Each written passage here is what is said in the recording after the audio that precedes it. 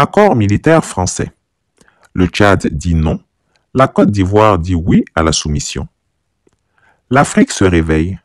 L'Afrique consciente et souveraine s'élève peu à peu contre le joug de l'impérialisme français qui, pendant des décennies, a maintenu le continent dans une dépendance économique, politique et militaire.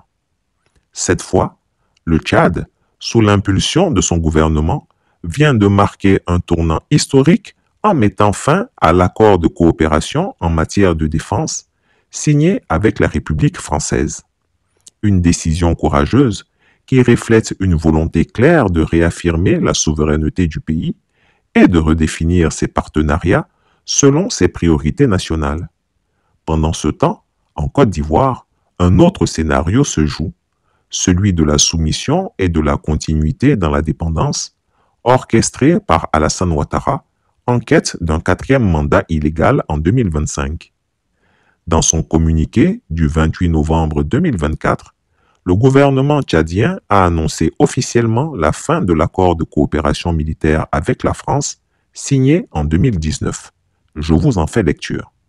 République du Tchad, Ministère des Affaires étrangères, de l'intégration africaine, de la coopération internationale et des Tchadiens de l'étranger. Cabinet du ministre. N'Djamena, le 28 novembre 2024. Communiqué de presse.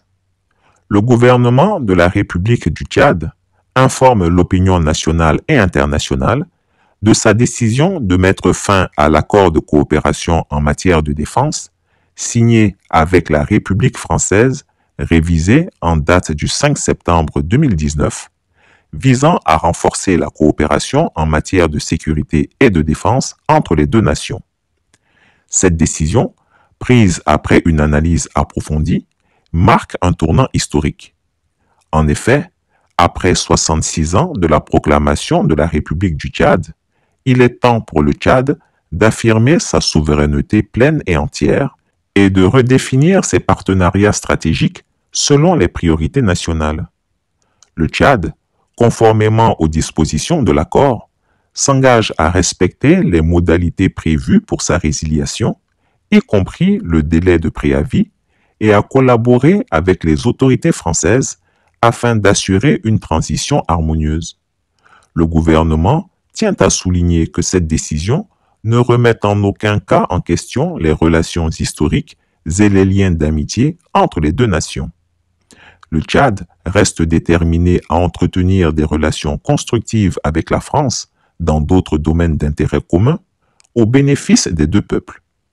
Le gouvernement de la République du Tchad exprime sa gratitude à la République française pour la coopération menée dans le cadre de cet accord et reste ouvert à un dialogue constructif pour explorer de nouvelles formes de partenariat. Le ministre d'État, ministre des Affaires étrangères, de l'intégration africaine, des Tchadiens de l'étranger et de la coopération internationale. Le porte-parole du gouvernement, Abderrahmane Koulamala. Cette décision marque une rupture avec un système où la France, sous couvert d'une coopération, dictait souvent les règles du jeu. Le Tchad, fort de son indépendance proclamée il y a 66 ans, décide aujourd'hui de redéfinir ses relations internationales en plaçant sa souveraineté et ses intérêts nationaux au centre de ses priorités. Ce geste, bien que tardif, s'inscrit dans une dynamique où plusieurs pays africains expriment de plus en plus leur mécontentement face à la présence militaire française sur leur territoire. Ce n'est pas un rejet des relations franco-africaines, mais un appel à des relations d'égal à égal fondées sur le respect mutuel et la réciprocité. À l'opposé de cet élan d'indépendance, la Côte d'Ivoire, sous la gouvernance d'Alassane Ouattara, continue de s'illustrer comme un bastion de la soumission à la France. Tandis que le Tchad rompt ses chaînes, le despote ivoirien, lui, renforce les siennes.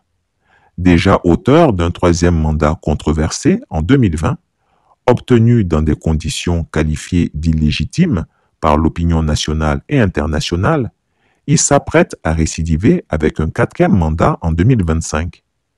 Pour cela, il compte sur l'appui de Paris, qui en échange de sa complaisance, continue de bénéficier de privilèges économiques et stratégiques en Côte d'Ivoire. Cette dépendance est maintenue par une série d'accords et de concessions, dont certains, comme les accords de défense, proclament la présence militaire française sur le sol ivoirien. L'Afrique d'aujourd'hui se trouve à un carrefour historique. D'un côté, des nations comme le Tchad montrent la voie en affirmant leur indépendance face à l'ancienne puissance coloniale, posant ainsi les bases d'une coopération internationale équilibrée et bénéfique pour leur population. De l'autre côté, un pays comme la Côte d'Ivoire, sous la direction d'un dirigeant préoccupé par sa survie politique, reste prisonnier de schémas coloniaux désuets qui freinent son développement et alimentent la frustration de ses citoyens. Le contraste entre le Tchad et la Côte d'Ivoire est criard. Tandis que l'un dit non à la soumission, l'autre s'y engouffre davantage. Le peuple ivoirien mérite mieux. Il mérite une gouvernance audacieuse, capable de dire non à l'impérialisme et de tracer une voie indépendante et souveraine pour son avenir. La décision du Tchad est un signal fort pour tous les pays africains, encore pris dans les filets d'accords inéquitables avec la France. Elle démontre qu'il est possible de choisir une autre voie, celle de la dignité et de la souveraineté. Quant à la Côte d'Ivoire, son peuple devra se mobiliser pour briser les chaînes imposées par Alassane Ouattara et réclamer un leadership véritable au service des Ivoiriens. En 2024, l'Afrique consciente avance. Le Tchad montre la voie. La Côte d'Ivoire, elle, attend encore son réveil. Mesdames, Messieurs les journalistes, mes chers compatriotes, c'est avec une forte conviction et une immense responsabilité que je m'adresse à vous ce soir, à la suite de l'annonce de la décision prise par le gouvernement de la République du Tchad concernant la rupture de l'accord de coopération militaire entre notre pays et la France. En effet, depuis plusieurs décennies, le Tchad et la France entretiennent une coopération dans plusieurs secteurs, notamment dans le domaine militaire. Cette rupture ne concerne que l'accord de coopération militaire dans sa configuration actuelle. Cet accord avait été signé à une autre époque, avec d'autres acteurs de part et d'autre et dans un contexte différent. Il visait à répondre aux défis communs d'une autre conjoncture nationale, régionale et internationale. Cependant, au fil du temps, cet accord est devenu obsolète, complètement obsolète. Il ne correspondait plus ni aux réalités sécuritaires, géopolitiques et stratégiques de notre temps, ni à nos attentes légitimes quant à la pleine expression de notre souveraineté. De la même manière, il ne nous apporte aucune valeur ajoutée réelle sur le terrain militaire où nous faisons face seuls à des défis variés et sérieux, notamment des attaques de dimension terroriste. Des défis sécuritaires nationaux et régionaux devant lesquels nos forces de défense et de sécurité se sont illustrées par une vaillance jamais démentie et une détermination sans commune mesure.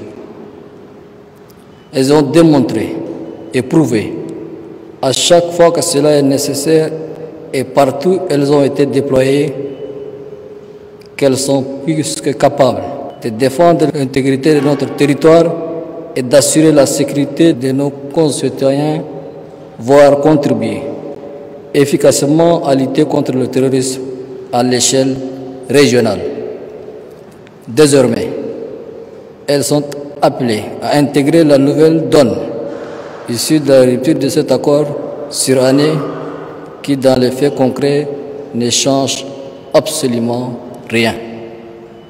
Au contraire, la rupture de cet accord doit engendrer Au niveau de nos forces de défense et de sécurité, plus d'engagement et plus de concentration pour mieux défendre l'intégrité du Tchad et assurer la sécurité de ses citoyens.